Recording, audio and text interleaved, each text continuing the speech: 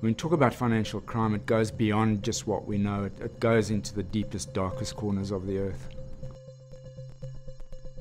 So it's one thing to make some transactions and force some money to move around the financial system. It's another thing to get the money out of the financial system in a way that can't be traced. How did that happen?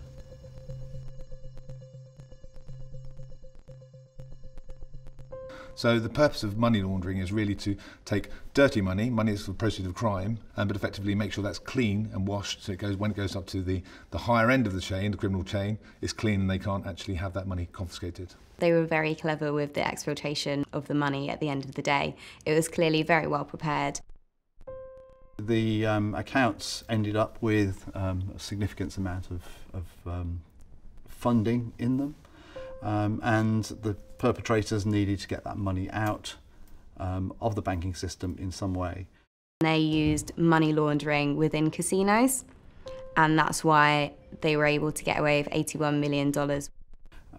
Traditionally, cash is a great means of moving funds around because it's not detectable within the banking system.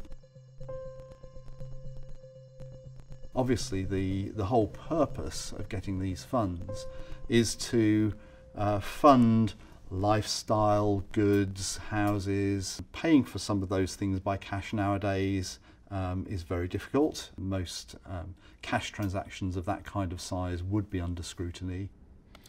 So in the Bangladeshi bank heist, you'll see that the money eventually rolled into casinos or junket operations. The reason for that purely is that at that weekend, very cleverly, it was the Chinese New Year, so lots of money moving around that, and the controls around in the Philippines and Sri Lanka are not in place for money laundering, not to the extent that they are in other countries. So literally, people walking out of these casinos with millions of dollars in suitcases.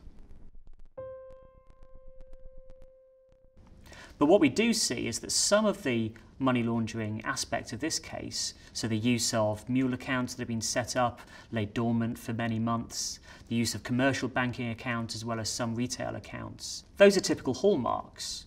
So money laundering officers would absolutely be looking out for indicators of risk.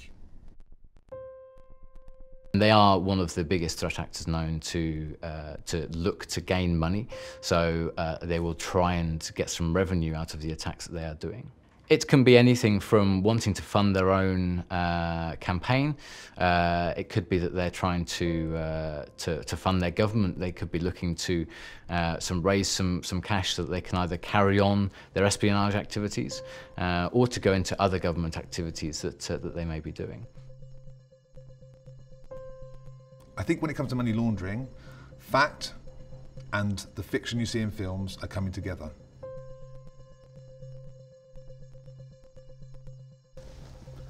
So now we understand how the money was extracted from the financial system. It's a sophisticated cyber attack that had clearly been planned for a long time.